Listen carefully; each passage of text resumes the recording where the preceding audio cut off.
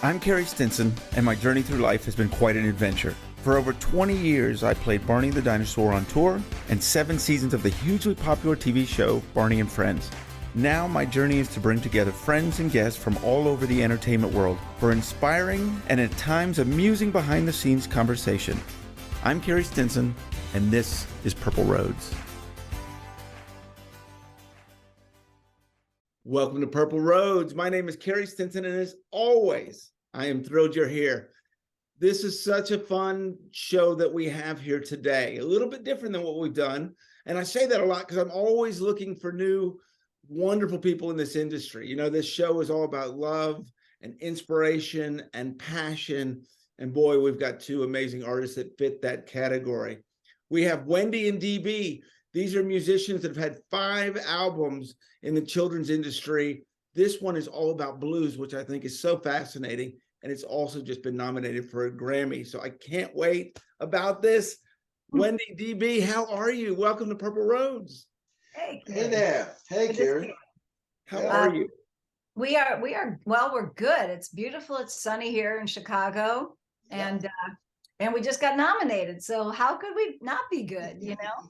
Ain't that the truth? It'd be, even if it was cloudy outside, it's sunny, right? I'm telling you, it colors your whole week. Brightens everything up. Yeah. Oh my gosh. Well, congratulations on that. Thank you. Thank you. Yeah.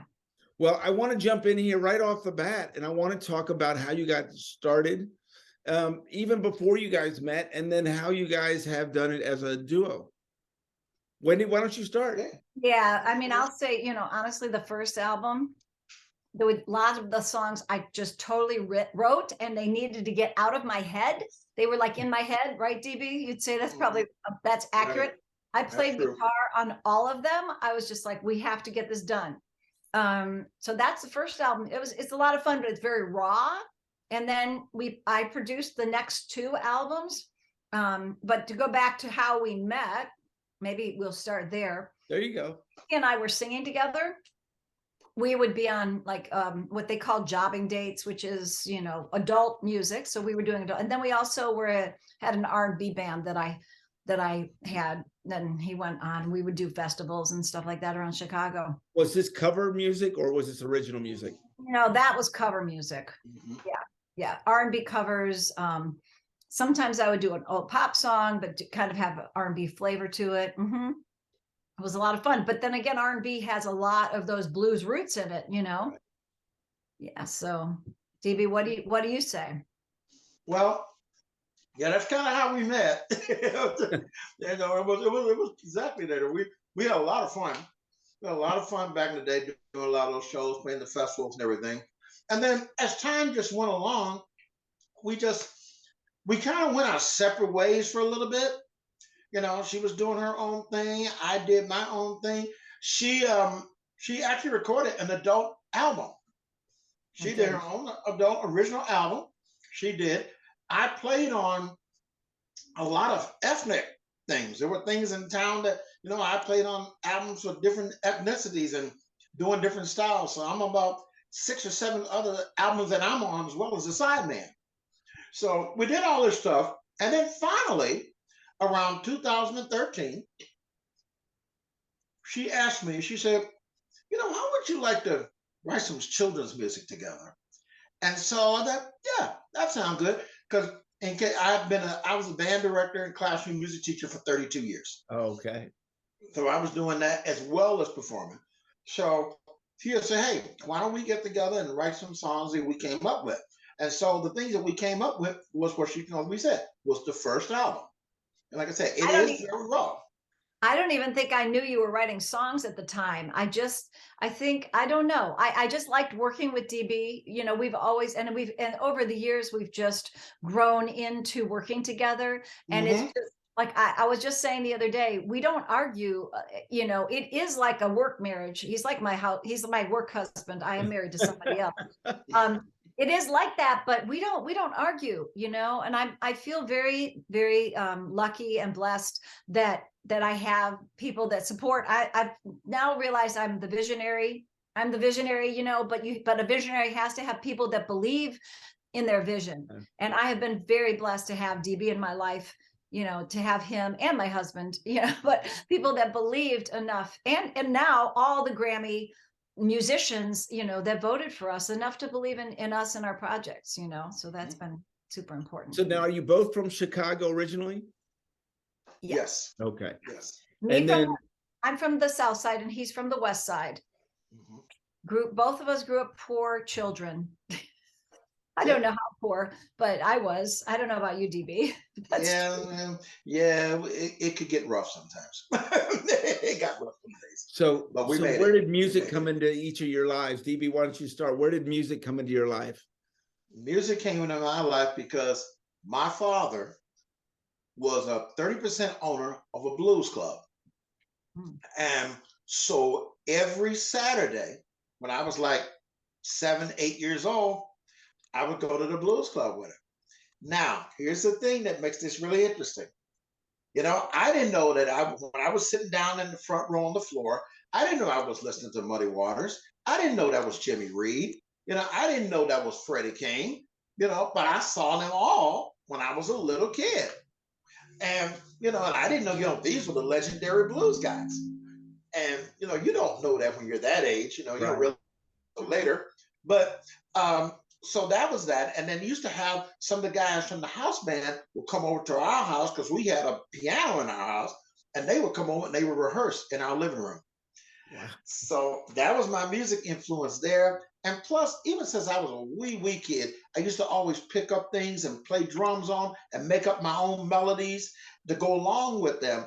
And in fact, some of my family members used to always say to me, would you stop making up these melodies? Just play. We just want to hear what the stuff sounds like without that. I said, I can't help it. It just comes. It just comes. I just hear this and I just have to say it out loud. You know? So that's where, so I guess you could say, you know, gifted. You know, just kind of gifted. You're a self-taught musician? Oh, well, self-taught in the beginning. Okay. But by the time I got to 4th and 5th grade, my father started paying for guitar lessons. And of course, I was in the school band. I played trombone and percussion. And then when I went on to high school, I did the same thing. I played guitar in the jazz band, sang in the choir, and played trombone in the band. Wow. So I, you know, I was a busy guy. It sounds like it. It sounds like it. And for Wendy, when did music come into your life? You know, I just was always singing in the neighborhood. So my girlfriends and I would like replicate, you know, groups that we saw, and I would sing with my neighborhood friends. But honestly, my parents were social activists, and we got introduced really young to some really famous people. Joan Baez actually played for us in somebody's house, and you know, Pete Seeger was a big influence. My mother listened to a lot of radio. She played the piano, but and we had a piano in our home, but she wasn't a musician, you know. And then at one point she said, what do you want to take? Well, I think I took guitar lessons first, and then she could only afford a lesson. Each child could only have one choice. And I said, I want voice. So I took my voice lessons. I wanted piano too, but she gave that to my little brother. So that's how I started. And honestly, with writing songs, I really have been writing songs, lyrics, because I read all the lyrics. I had been writing lyrics like forever. Like I just always kept writing them down, my ideas. And finally, like obviously when they started coming out. It was, you know, the first album of adult music, and then that first children's album. And then DB and I'd say after that first album, it was much more collaborative. Everything changed. I didn't realize what a good writer DB was. You know, when I asked him to write with me, I was just wanting to kind of explore that. But, you know, I loved singing with him. I always loved singing with DB. You know, his voice is really golden to me, and I love singing with him. So, you know, making the music and writing with him was just like a bonus, you know, to be able to do that. So where did it come in for going into kids entertainment? This is obviously a very special subject in my heart. But I didn't start out in kids entertainment as well. It's something that I kind of got introduced to, and the next thing I know, I fell in love with it. So what was this desire, Wendy, to get into doing kids music? Yeah. Okay. So when I got divorced when my son was 2.5. And I had to find a way to pick him up from preschool. And I didn't, and I had 9-to-5 jobs and been a musician every long weekend. I worked 60 something hours a week. I was a singer in an orchestra. I'd done all that, but this wasn't, I could still do that. And I did it actually for the beginnings. But one time I actually started a whole children's program. So somebody thought I had early childhood training because my mother was always really interested. I'll have to go back to her. She was always super interested in music and how it affected children.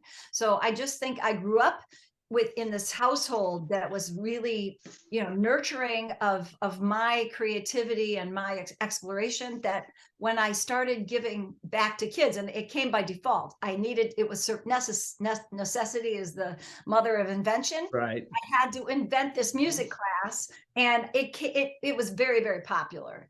But it worked. And that's how and then one day a mom came up to me and said, how come, and I don't know if she knew about me or not, but she said, how come you haven't done any kids albums? And the light bulb went off, and, and that was it. I just was like, yeah, I guess I should do that.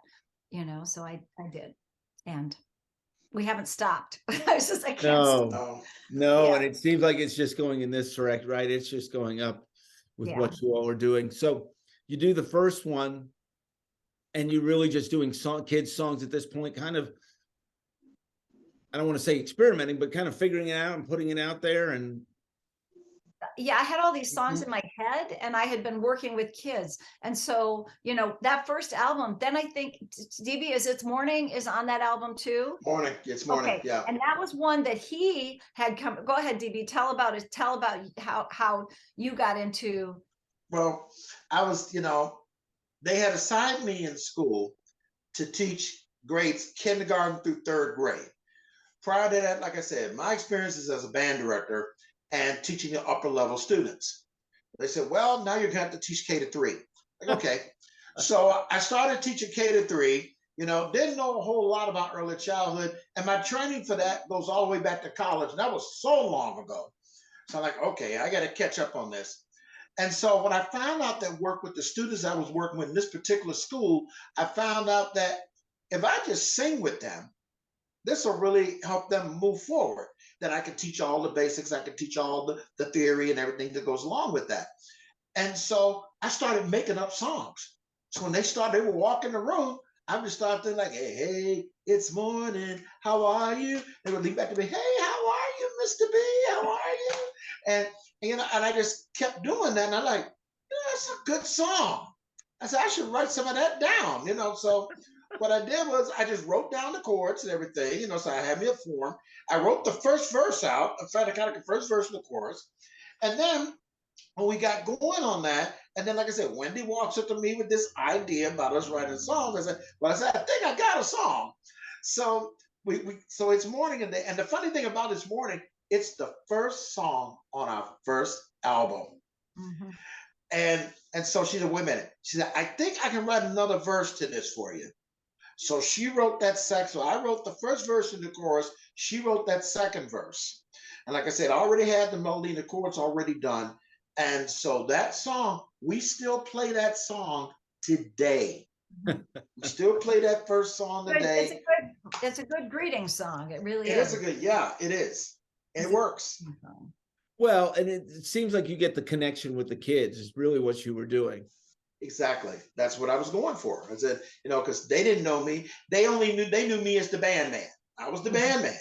Oh, Mr. B is the band man. I said, well, no, now I'm going to be your classroom music teacher. Like, I'm like, oh, he's going to teach us how to play tuba. I'm like, no. Got a few years before you get to that, kid. but I am going to teach you how to sing. I said, no, that's all. I said, since I play piano and guitar and sing, I said, yeah, I can do this. I can help you guys out. And like I said, I taught them all the basic songs. I taught them, a lot of the songs that kids know. Taught a lot of the songs that I grew up singing. I taught them, and then along the way, began to write some original things for them too. So it worked out really well. So let's talk about that in your writing. I want to get to, I'm kind of holding back here on this last album because I want to spend a lot of time on that album, but I want to get there. Mm-hmm. So writing for kids, obviously I know a lot about that. I did live performances for ever for 15 years with Barney. And so I know how that music and what connects with them. And it seems simple, but it's actually a little bit harder than that. Being able to find the song, right? There's a lot of people that write for kids, but there's finding that connection with them. What has it been like for the two of you writing those music and finding the connection with kids where they can relate to these songs? I think that one thing that I had an epiphany because I taught so many classes and I was on the floor with the kids, that it gives me a special view of everything. And one thing I realized, babies are not as stupid as people think they are. Babies are very, very smart. And if a baby is in a room with a 4-year-old, they will pick a lot of things up. They're capable. And I think that speaks to all of humanity. They're capable of so much more than we give them credit for. Now, I guess I have an opinion about that, but as you will get, if you get to know me, you'll know that I do kind of have some opinions. But, because I think we do the same thing with older people, I think that we need to give our babies and our older people more credit for what they are capable of doing. If we don't, then we miss an opportunity of seeing how they can grow. Like I saw the older kids, the babies looking at the older kids, and then they'd be like they could catch the beat, like they could find a beat just like that. So I started kind of playing up a level. Do you know what I'm saying? Not down. And I think that's the mistake that some children's people do, is that they're going way down here. But if you're up here, they're going to get it. You're going to get it, and then the parents in the room love it. And it's all about really love and how it's contagious and people want to learn. If it's fun, then everybody's going to learn and not even notice that they're learning. It's just going to happen. Well, we saw that. It's so interesting because the kids, it's the beautiful thing at that young age. They let their imagination, everything run wild, right? So you can talk about obviously purple dinosaurs and big birds and all those kind of things, and then they get to that middle age where it's not cool, right? Right. And so all of a sudden now I can't, you're almost taking their creativity and their imagination away. Yeah. And then they come back later and they're like, that was the greatest thing ever. Yeah. How do we get there in that middle ground with that? Yeah. I think we just keep focusing on the fun. And I mean, if there's okay, right? It's okay. Yeah, it's okay. Dinosaur's not real, but we still have fun with that, right? Let's just focus on the fun. And honestly, I mean, the adults, to me, we had a live show the other day, and in the back room, DB, this, there was a security guard that was dancing her heart out. And I was like, okay, that's what I'm talking about. And she goes, I think, we just all need to loosen up. And I'm like, yeah, that's right. Let's have some fun, and why should the kids have all the fun? We all need to have fun, the parents. That's exactly it, right? That you could, that it's okay. I think there's been this thing that it's not okay to enjoy those type of things. And this kids' music is so positive and so much love and so much of what we all need these days. Right. I think that's awesome. Yeah, yes. I totally agree. I think we just all need to kind of have that. Yeah. Okay. You're not ready to talk about this album right now, but we can talk about, let's just jump into it and talk about it. Because what I think is so great, and it's called Into the Little Blue House, as you can see, we've got the blue house and the shirts. Right. And love all that. I have the album. There it is. And we'll just start off here. Where can they get it? Where can they hear this? They can get it streaming everywhere. Okay. I even have the lyrics on there now. I'm so happy. We're with 8 Pound Gorilla, and they're taking care of all the streaming and all for us. So it's everywhere via streaming, everywhere you like to go. And then we are selling it from our website. I think people are a little bit confused about this too. They can get it on our website, or CD Baby is also carrying it. Okay. So those are the places. They might have it on Amazon, I would imagine. I haven't checked that yet, but I will make a note to myself that I need to do that. It has been on there. Our albums are on there as well. Or they can reach out to me, on the website. So Well, and we will put it in all Purple Rose. We'll have it all over the place on social media and all that. So you can come find it through us, and we'll send it out there as well. Okay. But this is a blues album for kids. Yes, it is. Yes, it is. Yeah. Yeah. I mean, I just, as soon as I saw that, I was like, oh my gosh, I need to have them on the show. I think blues music is so passionate, and there's so much good in it. And I just haven't really seen blues albums for kids. And I thought, goodness gracious, how much they can learn from this. Oh, Where did yeah. you guys, because you had mentioned earlier, you've done a couple songs on each album of blues, but you decided to do a full album on blues. Let's Yeah, we did. And we don't know. DB and I have conjoining ideas, so we never know where it came from. So we're not going to say whose idea it was. Right. But I will tell you that we live in Chicago, and there are two things that people think of when you say Chicago, and that's gangsters and the blues. So I was like, to myself, I thought, well, why haven't we done a blues album? And well, DB loves blues. So it was just a natural for us to do this. And it just took us a little while to figure out who, how all the logistics of it, but not actually that long once we decided to do it. Right. So DB, when you're working on this, especially with the history that you have, but adapting it to kids. Yes. Was that simple, or was it an easy task for you? In the beginning, you feel like you're walking a fine line. Like, okay, we know the history of this music.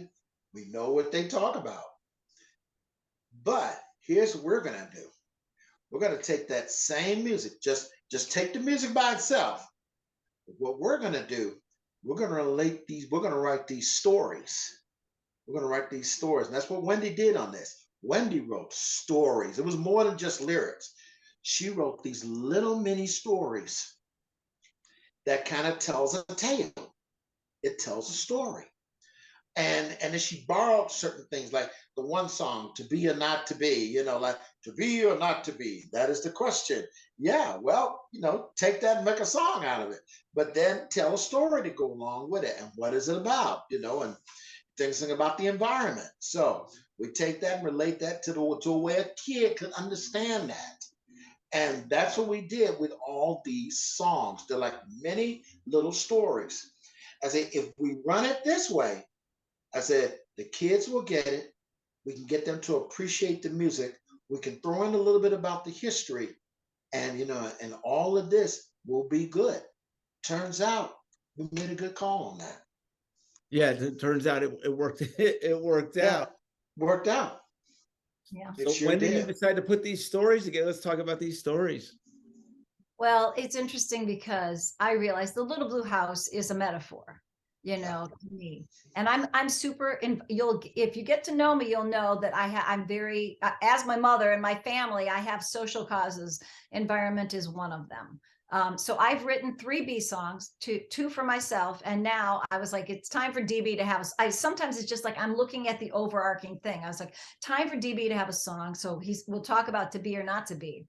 I saw a poem by Shakespeare about a meadow, and I thought, well, he's actually really, and it was something about the poem that reminded me of the environment of the bee, and meadows. What are we doing? We're losing our meadows. We're losing our grasslands. We're losing the natural places where the bees like to go. Yes. So I merged Shakespeare, bees and blues. That's what I say. I'm like, I just merged it together. Or Not to Be, because it's bringing something current into this album that needs to be talked about.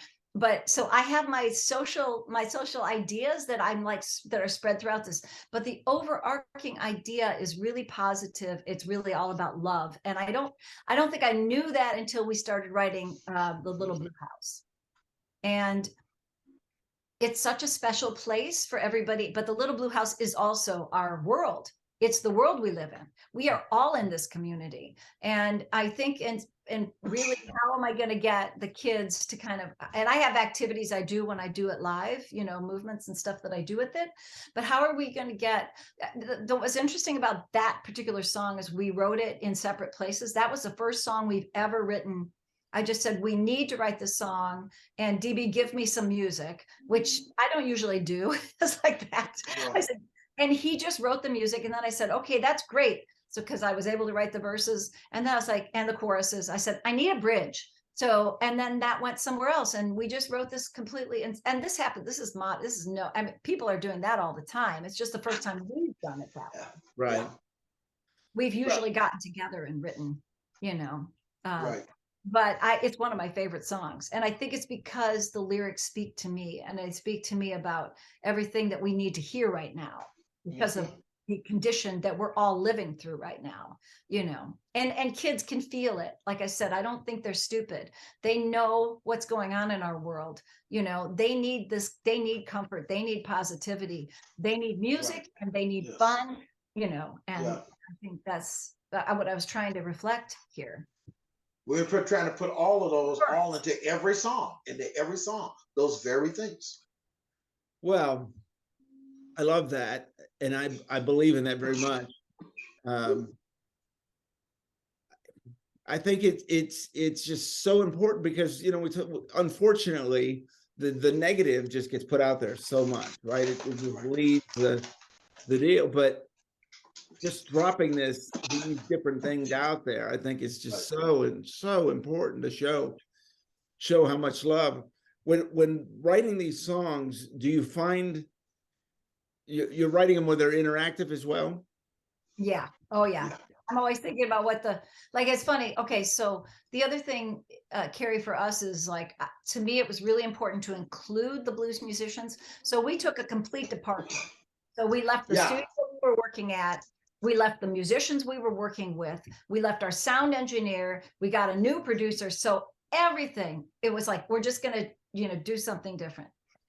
I wanted to involve the blues community. It was important to both of us that we had the blues community involved, but included in the writing as well. So we were so I was going to talk about Women of the Blues. The little chorus, it's like a little hooky, who are the women of the blues? That just came to me. Actually, you will not believe how I got that, but most people would probably not be shocked. I saw a picture of an owl's head, and the head was so big. And have you ever looked into an owl's face? Right. They are breathtaking. And it just flew out of me. It was like, what? Wow, I think that might be the song. It had this little hook to it. And when I was working, because I was writing with Ivy, I had that little hook, right? She wrote like a lot of the rest of it.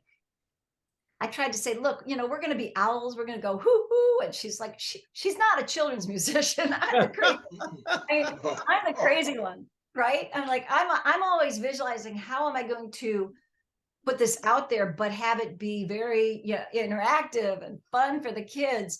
That's me. She's a blues musician. She's a serious musician. It's like, I'm just I'm having fun. I'm a serious musician too, but I think that fun part, and I don't want to take myself too seriously. I think adults do that, and we need to stop. I don't think you can, right? That's where the best comes in, right? If you have to let that go, especially writing for kids, right? You have to do it. I absolutely love that. I think it's curious. I'm really fascinated. This show, we have a lot of people that watch this that want to be in this industry and have, which has been really cool. I love the idea of trying something different. Where did that come in? Because it doesn't mean you haven't been successful in the past, right? It's just doing a new project and going a different direction. So where did that go where you went, you know what, we're going to just try this a different way? We kind of did that. Yeah, go ahead. Well, I produced 2 albums, and then we had another producer. Now that album, Hey Big World, which I really love, did not get a lot of attention because it was released in 2020. Yeah, that was a horrible year, But I think that it was kind of, some of it was my frustration and going, DB note, I'm fairly driven person, And the definition of insanity is doing the same thing over and over and expecting something else to happen. So I was like, okay, it takes a lot of courage. But that's why I said earlier, if I didn't have people that just said, okay, Wendy, we're going to follow you. They didn't argue with me. DB never asked me. And I always say with this album, we've literally just practically took the shirts off our back to make this album, you know? So, but to have, you have to have, so to your listeners, you have to have a team that really supports you, but you have to have a team. Nobody does this alone. Nobody does this alone, you know? And then you have to have courage to just try something completely different. You might fall on your face. Like Lady Gaga does this. She does this. She changes her outfit every few minutes. Right. But you know, whatever you have to do to mix it up and make it a little bit different, you have that courage. Sometimes it'll work for you, sometimes it won't. But you know, it's really about your team, because if your team sticks with you through the ups and downs, you know, that's what I can say now. I mean, but also I always learn, it seems like every time I'm just about to give up, something happens. And Yes. And people say it's a sign, right? It's like, yeah, I was at that point. I really was. I'm going to be honest. I was at that point with this album, you know, and then yeah, and then a Grammy nomination. Yeah. You know, to add to that, I think that we live in Chicago. Chicago is the world capital of the blues. Some of the greatest blues musicians in the world live in this town, and they play every night in the clubs in this area, all over the place. I'm like, if we're going to do this album, I want those guys. I want those guys playing on this album, because that will make this authentic. You know, this will make this authentic. And then the fact that Michael Freeman produced this album. Michael Freeman is a Grammy-winning producer. You know, he's done blues albums. That's what he does. And this is his thing. And, you know, the fact that we got Michael agreed to produce this album, Michael was able to get the musicians, a lot of the musicians that I've admired for years, who I've gone to the clubs and seen perform. And like I thought when he told me who he got, I'm like, oh my goodness, I love his playing. I love to hear her sing. Oh, so they're all on this record. So it's like a dream team. It's like we put together a real dream team. We said, we're going to do a blues album, blues guys. Get the guys who do it for a living, get them to do it, real blues producer, and have them come on and play a children's album. This is really unique. You know, and the funniest thing about this, I told one of them the other day, I said, did you ever think that you would play on an album that got nominated, a children's album, and you're a blues player? He said it's the most glorious thing. He said I never saw that coming. He said, but I sure am glad I did. So really what was it like to collaborate with them? I want to speak about Ivy, because it was really important. Okay, it was really important to have women on this album. Yeah, yes. I'm the activist here. I mean, women are not, you know, and women have always been in blues, but they're like the lesser known of the blues. They don't, you don't hear about them as much, but they are so important, and they have done so much. So I did a lot of talking before Michael agreed to doing this album, and Michael said he would not do this album if we didn't use authentic blues players. He was not going to do it. Okay, so, but I had already done a lot of talking around, and I heard about Ivy Ford, and I was like, oh, you know what? I don't know. I heard her songs, and then one of the songs, which is on the album, this to me, we lost DB. Hope you didn't fall over. No, okay. That's okay. We record this, so it's easy to edit back in. Okay. So one of her songs, which is Time to Shine, when I heard it, it's a children. To me, it speaks to children. It speaks to encouragement. Anything that's encouraging like that speaks to children. And working with her was great. And Ann Harris, another amazing violinist, I was able to pull into the project. Another woman. So anyway, I think DB's 100% right. Like working with Billy Branch, that was such a treat. He's a harmonica player. The core of the group, Kenny BDI Smith, his father was Willie Smith, just an amazing blues Was musician. one of Muddy Waters drummer. Yeah. And, you know, I mean, we couldn't be with better company, but it was also about lifting up a whole community, because the blues community, not always, you know, they have to work so hard. They really do. And it's like, yeah. So I think that makes it special for me to see that we got to this, we really actually lifted this up, you know. It's like levitating. It's cool. Was it a challenge with these artists to get them in the mindset of doing a kids album? I don't think so. No, not really. You know what? DB and I both have improvisational skills. We both love jazz. Right. And like when we did the track session, I was still writing some of the lyrics, you know. We had a couple moments, but you know, it's like because they don't always trust, you know. There's like they don't know me, you know. It's like whenever you go to a writing session with somebody that you don't know, you have a getting to know each other period. Right. You know. Right. So yeah. But we didn't really have any bad moments. Not really. I think I didn't mean bad moments. I just meant getting the mindset different to who your audience is, right?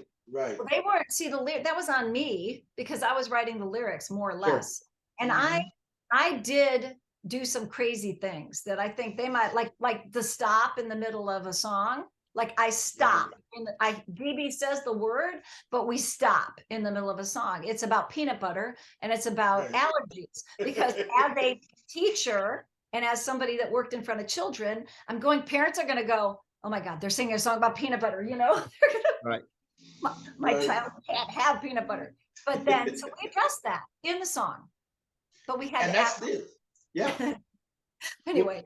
And that's the one song on the album that the band wrote. Yeah, they did. They wrote that. I love it for DB with the musicians. But I mean, does anything change musically? Are you doing the same type of blues that you would do for an adult audience? You know, you could probably take any of those songs and just change the subject matter. You'll be like, wow, that's a different song. No, it feels the same. It sounds the same. It's just that the subject matter is different. That's all.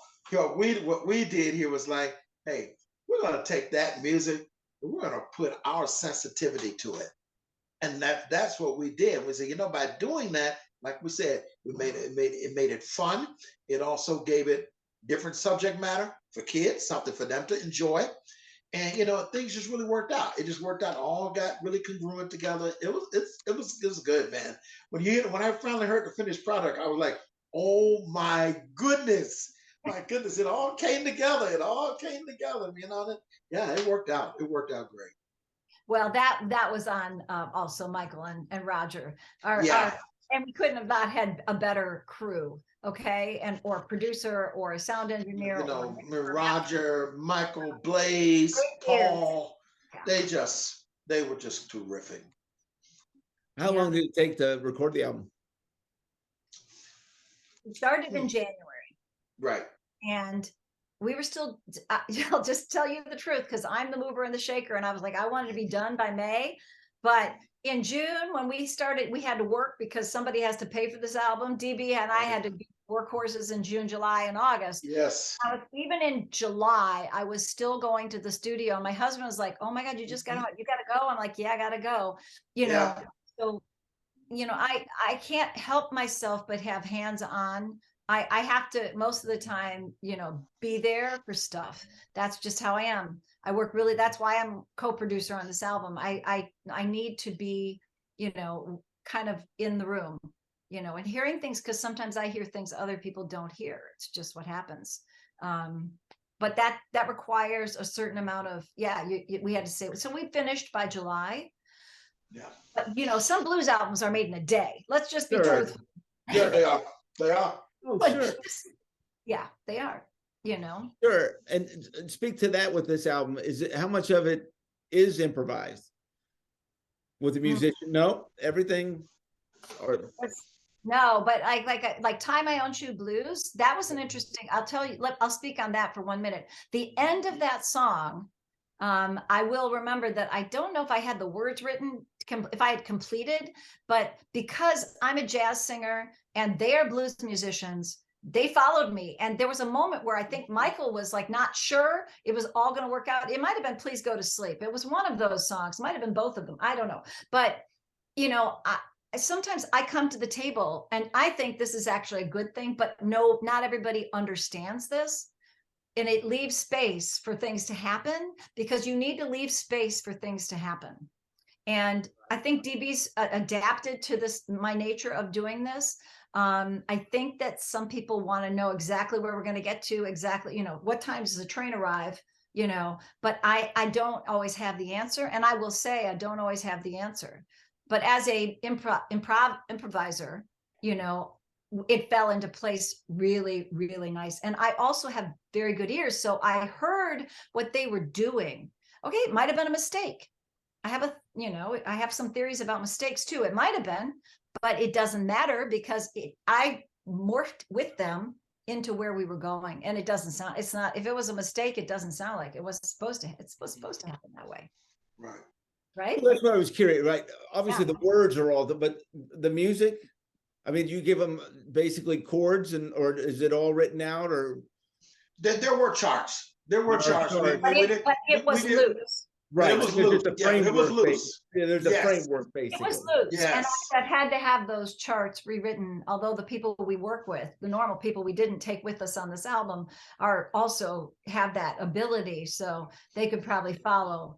They're really, I mean, that if as a musician, if you work in the world of just every day, like you're going out and doing a gig with strangers, you know, you get really amazing ears, right, DB? Like they hear you. And if somebody starts going somewhere, like we're all like over here, we're like a school of fish. It's like, whoop, here, we're going to go over here now. Whoop, we're going over Right. there. That's You know, right. it That's doesn't right. it doesn't actually usually come up to a complete halt, you know, not if you're a pro. Yeah, bro. Right. School of Bro. Fish. Yeah. Actually, that'd be a fun album, a song, School of Fish.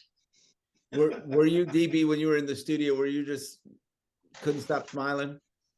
I couldn't stop smiling. You know, like I said, you know, here's people I've wanted to play with for years. You know, I did play with one of them in a jam session many, many years ago. You know, of course, neither one of us really remembered that night anything about anything, but you know, when he came in the studio, and he looked at me like, "I know you. I remember what I know you from," and you know, and then you just kind of rekindle your brotherhood right there, you know, but it was a really nice moments. It's really nice to hear that music played by people who play it every day, every night. You know, there's no guessing. Like I said, you can be loose with it. We can tighten up here. We can loosen up here. You know, they just go with that flow. You know, they know what to do. They know, okay, yeah, we know how to make that work. We can do that. Okay, and then sometimes you get a good suggestion here or there. Okay, yeah, we know what to do with that. That's a pro. That's what a professional can do that. Yeah, it's good that we both revolved in that world. I mean, Yeah. I think it helped us on this album that we were able to revolve in this world. I was a little nervous about the lyrics, you know, because Yeah, you were. and I know it was more. I had to cut some words, you know. I was like, you know, so. But that's part of the process, right? Oh, You're yeah. always editing and Yes. trimming and, you know, finding Right. the song. Exactly. Yeah, and giving Michael would be, you know, like decision maker. So it was good to have somebody else other than myself going, oh, you know, I've loved that, because I used to wear too many hats. Don't wear too many hats. Realize what you can't do and give it away to somebody else. Good advice. Good advice. Two things I want to ask you about all this we're talking about. One, talk a lot about, because I love what you were saying about someone's got to pay for this album. Right. So you both you've invested in this financial, you're very much invested in all aspects of your life too, your time as well, which is very important. Sure. Not knowing that you're going to end up with a Grammy album, right? You're just in a project that you're supporting, and talk about the faith that it takes, right? You wanted it done in May, and here you are going later, and you're spending money and all of that aspect. And then obviously later you find out that it won a Grammy, and or I mean, it's been nominated for a Grammy. And And that obviously makes it worth it. But going into it from the beginning, going, it's going to take money and time to do this. Talk about the faith in jumping in a project like that. It takes a lot of faith, because you're, like we said before, you're running into something you've never done. Musically, you're beginning to write something you've never done. You're arranging something you've never done. You're working with brand new musicians. You're working with engineers you've never worked with before, never been to these studios. The initial studio we worked with, Joyride Studio, that's Blaze Martin's studio. Blaze is a Grammy-winning engineer. You know, you walk in his studio, you're like, wow, this looks different. It's real funky, you know? And you're like, and then you hear the sounds he gets. You know, when he's recording the band and everything, you're like, oh my goodness, this sounds good, you know, and you keep going through that same process with every engineer we work with working with our producer. It's a full faith project. And like, when you get something like that and you really believe in it, you got to get behind it. You got to find a way to make that album, you know, so you do what you need to do. You know, we got up there and we said, we got to get these gigs, because we need to be able to take care of this. We got to finance this album. And, you know, that's what we did. We really did that. We worked hard. We worked a lot. And we were tired. You know, we come home, we got 2 more gigs tomorrow. We're like, oh my goodness. But you know what? You know, like, yeah, we were tired. Sometimes, I got to go get something to drink here. Can you go get me something to eat right here? You're doing all of this stuff. But the reason you're doing it is because you have something you truly believe in. You believe in this. And when you really believe in something like that, you just go all in. You just go all in. And that's you have to go that route. Go ahead, Wendy. Well, you don't know. I mean, you just don't know. No. And that's why actually this past week has been the most delightful week for DB and I, is that the overwhelming love that we received this week. Now, just to say this, I think as a musician, you have to be willing to do everything. Here's what I realized. You have to show up. And I showed up. I was showing up in LA. I showed up for the past 4 albums. I showed up. And even when I didn't have an album, I showed up. I just kept showing up. So, and actually, right around the pandemic time, DB doesn't like to travel by plane as much. So I ended up going with this during the Hey Big World album. I took one of the songs home, a song that I wrote, and I went and sang it in LA with a group of independent musicians. So in that group, also, just show up. You're a children's musician, but I'm comfortable. They're musicians like me, and I love them. So I picked up a guitar player and we did that song in LA. And this actually, I met a whole bunch of people, and a couple of Mazo, who's a Japanese performer artist, he got nominated for a Grammy this year also. And like, it's just so fun because it's like we're friends, and we're like, now we're nominated friends, it's like, it's a bunch of dreamers and visionaries. Okay. That's what this group is all about. It's about they're hardworking musicians that have a vision, and it's a support group, honestly, like any other support group. And that is really special, and everybody needs that. You can't do it on your own. Musicians, I will just say that over and over again, they think they can do things on their own. You need that support, we all do. Oh, absolutely. I love it. I also am curious for both of you, and when you can start, right? When we get into this industry and we have these goals and the things that we want to achieve, and being nominated as a musician for a Grammy is a big deal. Did you ever think it would be with a children's blues album, right? You don't know where your career is going to take you. And it's a children's blues album that gets you nominated. I saw that. I did see it. I'm the visionary. Remember, I'm the visionary. Okay. I mean, you have to remember, I'm seeing things because I made a conscious shift. DB knows I don't work with adults anymore. I made a conscious shift that I gave 100% to Wedy and DB. I don't go out and sing with orchestras. I don't, you won't find me at anybody's wedding. This is my life. This is what I'm doing, writing these songs and doing these albums. This is it. But somebody has to do that, right? Somebody has to have that drive towards something like that. And DB trusted me, trusts me. It's a faith thing. And I was not going to let him down. But funny, he's not going to let me down. It's like a reciprocal. It's like I did this album for him and he did this album for me. Isn't that right, DB? That's right. That's true. See, it's all about love. It's just all about love. It's all about love. That's It it. is all about love. I love that. What about for you, DB? Looking at your career, and at one point you're a teacher and all the different things you've done, and you've got a Grammy nominated album in blues, but for children's artists. Right. And for me, my uncle played drums for Nat Cole. Wow. For 2 years. And my uncle taught me, he said, if you really love music, it won't matter what style you play. It won't matter. He said, because you'll gravitate to wherever you need to go to make that, to keep that love in you.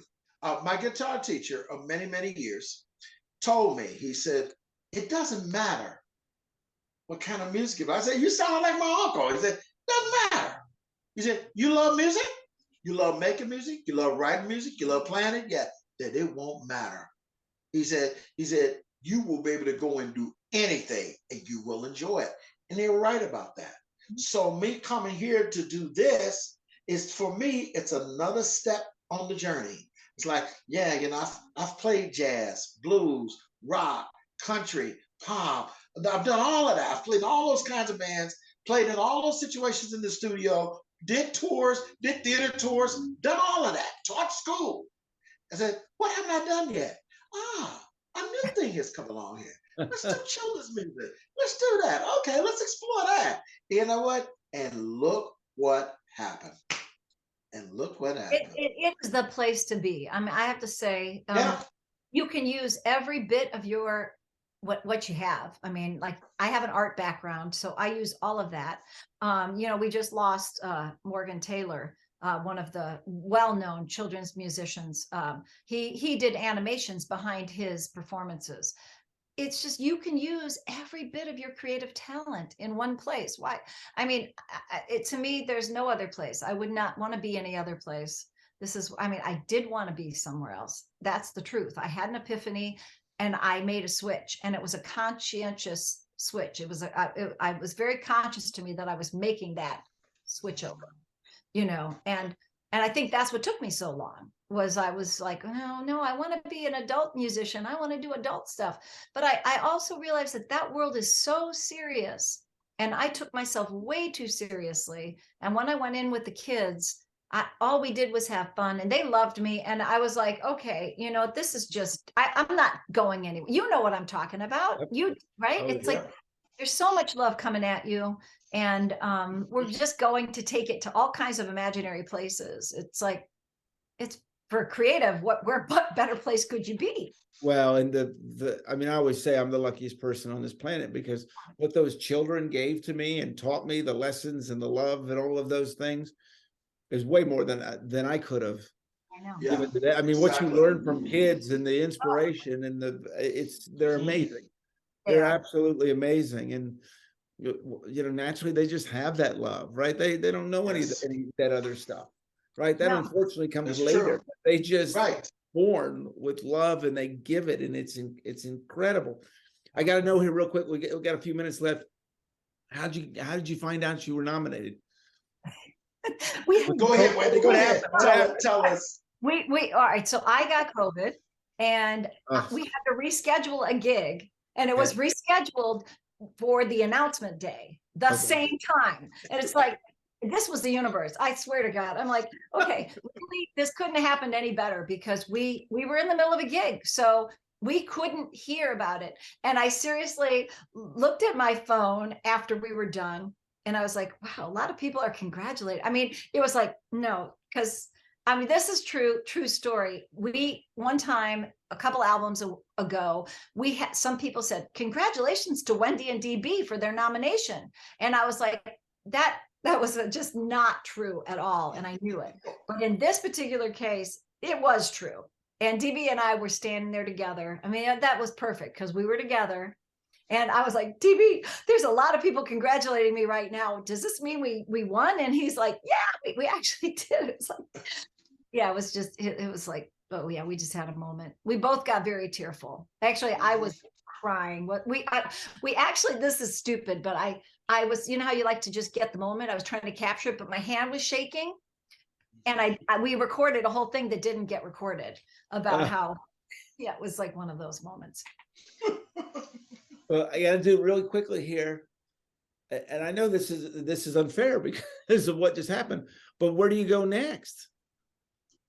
To Los Angeles. Disney? I don't know. Yeah, will there be another album after that in a different direction? And you're gonna love just it. Enjoy this for now. I already started working on it. I started it. It's with Dean Jones, and he's gonna do our next album. We already have a plan. It won't be a blues album. This album is really important, though. So I will say to your audience, I mean, because typically you don't hear these songs on, you know, on the white radio, and it is, you know, it's typically not what you're going to hear. And so, and it's important that kids know the history of blues. Yeah, absolutely. So I considered going to Smith. What is that? A Smithways, the historical Smithsonian. You know, they're folkways, because this is Beckman album. You know, but just so much, you know, we can do. Will you do any of these songs live? Oh yeah. Oh yeah. All the time. He plays all the blues. He plays it all. You know, there's a few that we can't do, like Ivy's song. We don't do typically, you know, Women of the Blues, because we need Ivy for her, the ones that she's. We did a little bit of Women of the Blues. What's the reaction been doing these live? Good. They've been real good. Good reaction. They're jumping right in, especially gonna dance out the blues. I like to act things out while I'm, you know, yes, you do. I got the tip the hat thing, you know, and I take some, you know, some actions, and the kids are right there with me. You know, it's too much fun. This has just been a joy having the two of you on this show. Thank you. It's been a joy. Thanks, Carey. Like I said, we're huge fans, you know. I told my son, and he's like, well, he's 22 now, but big fans. Well, thank you so much. Well, I'm big fans of what you're doing. I love this. This entertainment means the absolute world to me. And to see people throwing out the love and trying new things, and the passion that you have is just, it's inspiring. And I really appreciate both of you. And I'm so excited. My fingers are crossed for you. Even though whatever happens, you've achieved so much, and congratulations. Thank you. Thank you so much, Carey. Thanks a lot. Appreciate that. Well, thank you for being on the show. And I look forward. I will catch up with you guys again soon. Okay. All right. You do that. Okay. We look forward to that. We will. Okay. We will. And thank you so much for watching Purple Roads. Remember to keep your eyes, ears, and your heart open, and you'll find your purple road. We'll see you real soon.